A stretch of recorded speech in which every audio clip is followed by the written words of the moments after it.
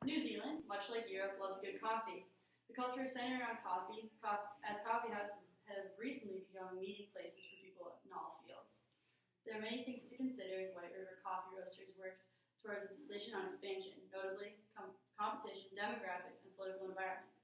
Although White River Coffee Roasters has a market established in the United States, the demographics and cultural need in New Zealand gives them an upper hand over the companies similar to them. This makes New Zealand a viable candidate for expansion. As for the competition for White River Coffee Roasters in New Zealand, there's a vast majority of other companies they have to compete with.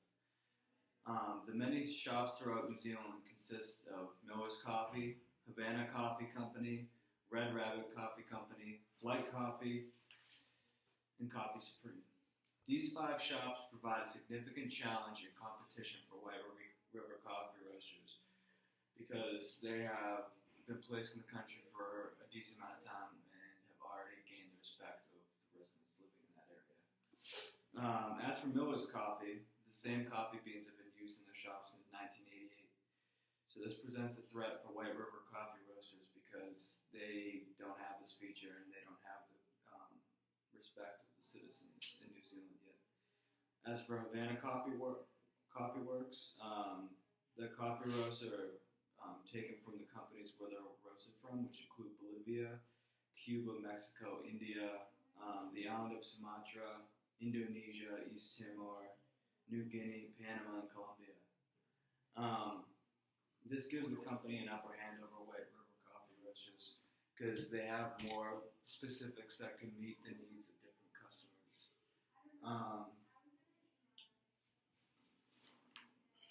Should I pause? Yeah, pause. White River Coffee Roasters' motto is to connect people around the world through coffee. However, of being a coffee shop that prides itself on this, they haven't done that good of a job, especially when looking to set up their expansion in New Zealand. If they want to keep up with the other companies that have already established themselves in New Zealand, they'll have to look at gaining the respect of the customers in that country, making coffee to meet the needs of those customers, and keeping the coffee true to the cultural tastes of the citizens in New Zealand. When entering a new market, it's very important to consider the groups of people who will become your customers. New Zealand fell into a recession during 2008 and 2009, much like the United States did, and they're still trying to climb back out of it, although their unemployment rates have bounced back well. They're a well-educated nation, many skilled workers and promising employees. This creates an environment full of opportunities for businesses to expand without having to work on the reliability of their workers. Downfalls, however, of this well-educated population are that the wage environment may be more competitive, resulting in a more difficult recruitment process. Another recruitment difficulty will be the low unemployment of 5.6%.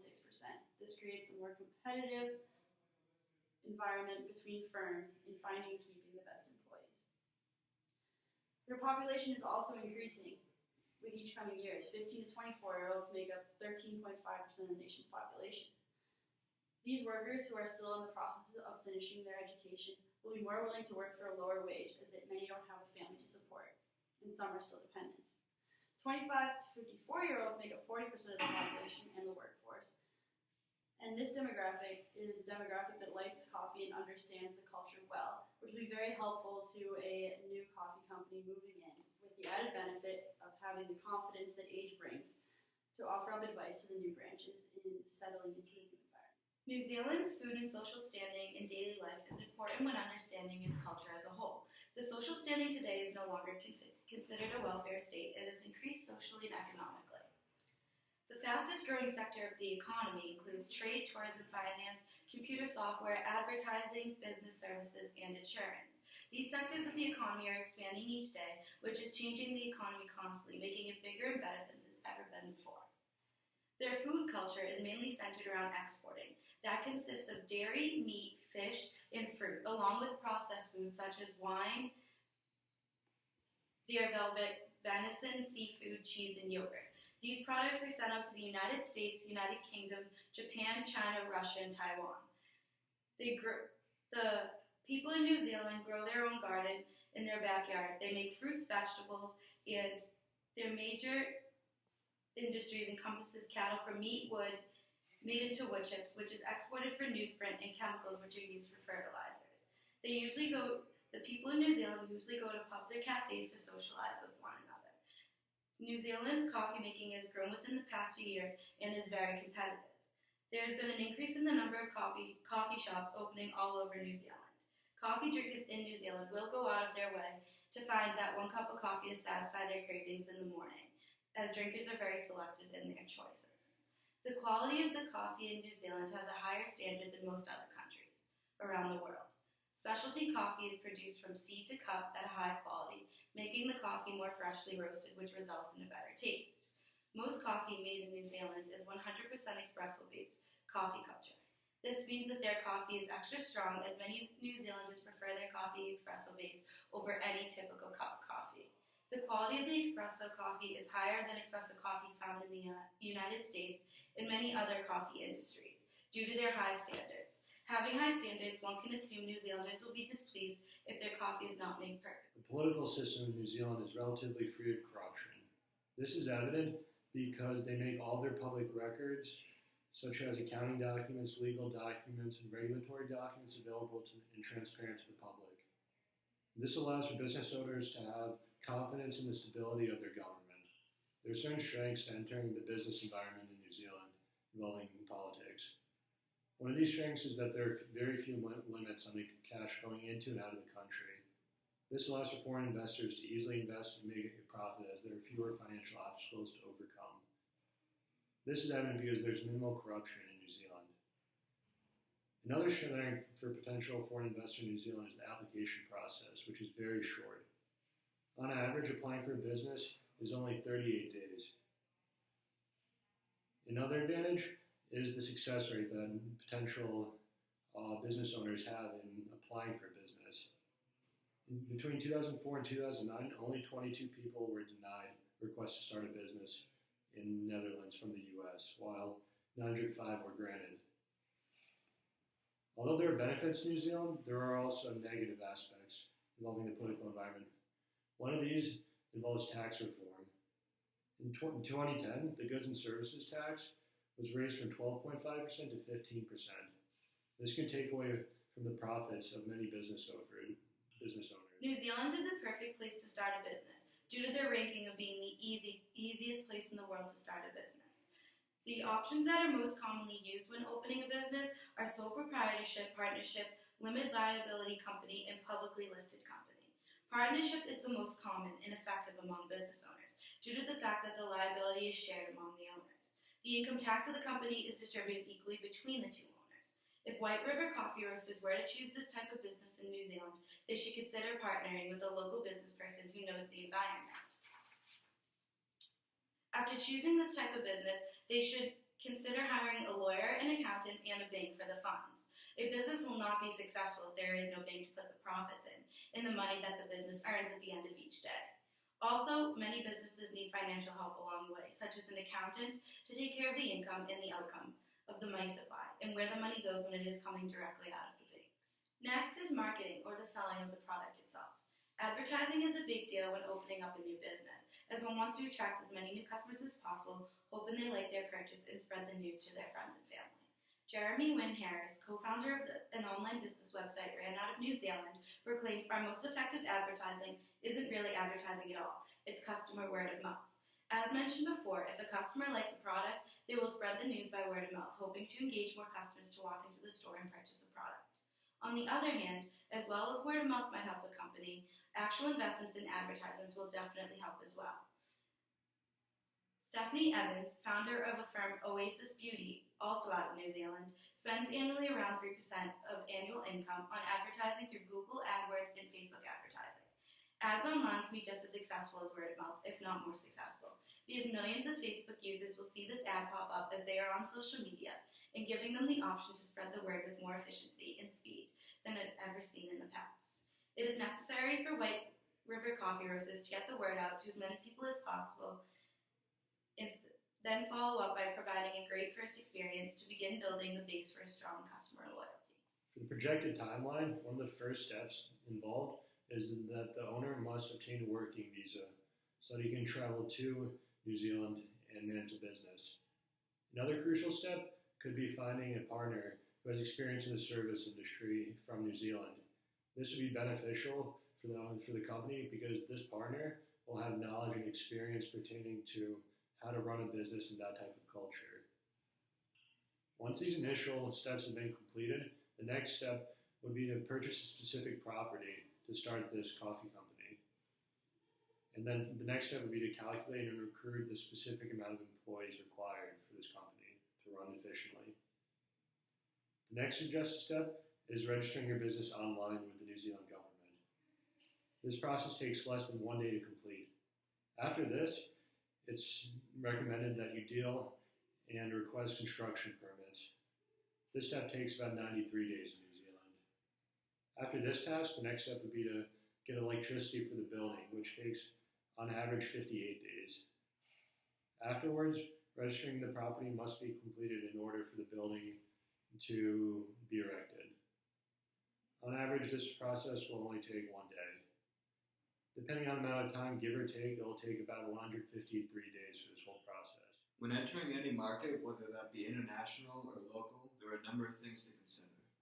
For White River Coffee Roasters, to be successful in their expansion into New Zealand, they need to be aware of the problems that may arise. One important factor to consider is whether the company can pay for the production of the coffee. This is important since they will be moving into a foreign market and it will be more difficult to gain access to the producers they're using prior in the U.S. market. This can amount in more costs for White River Coffee Roasters that could slow down their expansion into foreign markets. If these issues persist, White River Coffee Roasters will need backup producers to get their coffee beans from. Another factor that White River Coffee Roasters should consider that will be a challenge for them when entering the market is the ongoing problem of climate change and how the increasing drastic shifts in temperature and rainfall can affect the process of harvesting the coffee beans. And this will be a problem for White River Coffee Roasters because they'll have to rethink their producers that they'll have to use when trying to get their product.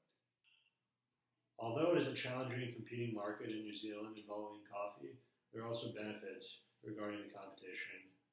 One of White River Coffee Roasters' main competitors, Miller's Coffee, has established themselves in the coffee industry in New Zealand by selling high-quality coffee with beans which they purchase from Papua New Guinea, Colombia, and Kenya. This is beneficial for White River Coffee Roasters because it shows that they can, if they establish themselves and purchase high-quality products such as Miller's Coffee, then they will also be able to succeed. The culture of New Zealand is also beneficial for White River Coffee Roasters. Coffee shops are not only places where people in New Zealand eat, but they meet for social occasions and business meetings. This is beneficial for a potential coffee company because it will easily attract new customers. New Zealand's political environment is overall beneficial for White River Coffee Roasters. It's beneficial because they're very transparent with their documents, which shows that their corruption is relatively low. This is welcoming for a coffee shop such as White River Coffee Roasters because they have confidence and that it's a stable market for them to start a business and try to establish themselves in the market. Regarding demographics, it's beneficial for a company such as White River Coffee Roasters, which is from America. One of the most significant benefits of this is that New Zealand is primarily English-speaking, and they have a similar standard of living to the United States. It's important that it's a similar standard of living because that means they'll be able to set their prices similar to what they set it in America, and there won't be a language barrier for them to overcome. As far as atmosphere goes, New Zealand restaurant culture is changing how restaurants are becoming more of a place to hang out and spend social time in. It will be necessary for White River Coffee Roasters to accommodate this way of life, providing an environment for friendly conversation as well as business meetings. For food, there's been a recent push for organic food and lower sodium content that is custom in the United States. White River Coffee Roasters should look into serving food that is produced organically and with less sodium When McDonald's expanded to New Zealand, they had to adapt their menu for the new customer base. Along with the traditional American menu items, they added a chicken McMuffin and a Kiwi Big Breakfast, which includes scrambled eggs, sausages, an English muffin, and a hash brown. McDonald's recently added the bacon and egg pie to their New Zealand breakfast menu as well. So along with minding the amount of sodium in the foods, it would be beneficial for White River Coffee Roasters to have the popular New Zealand breakfast staples on their menu if they want to be an eating establishment along with the coffee, which would allow for a more social atmosphere that the New Zealanders would appreciate. Obviously, the standard for coffee in New Zealand is much higher than here in the United States. They frequently enjoy a higher quality coffee that will need to be matched by White River Coffee Roasters to have any chance of taking customers away from the competition. Hiring an expert from the area could be helpful in this regard. If White River Coffee Roasters can make a comparable coffee to that of the current local companies with sufficient variety, they stand a good chance of not only surviving, but thriving in the New Zealand coffee market. It's recommended for the owner to open up some White River Coffee Roasters locations in New Zealand. Although competition is intense, it's a good country to start a coffee business in, as coffee is a huge part of their European-like culture. The age of 15 to 24-year-olds is around 13.5% of the nation's population, making New Zealand a prime candidate for expansion as the target market for coffee is expanding. This age group in particular drinks large amounts of coffee as they balance coursework with the rest of their life and stay up much later than they can handle. On top of this, the education system in New Zealand promotes higher education, which is notorious for creating coffee drinkers. The political environment in New Zealand is extremely welcoming for business as well. The government is fairly transparent in the paperwork and is generally easy to go through. This, along with the positive attitude of the government towards newcomers, adds to the ease of entry. In setting up locations, however, it must be noted that some slight changes will need to be made to adjust to the culture of New Zealand. Luckily, the changes are small and won't require too much investment to complete. Few changes to the menu and the setup of the stores will be enough to fit into the environment and create a space that New Zealanders want to be in. Expansion is a great next step for the company to broaden their influence on coffee markets worldwide, sharing their great product with as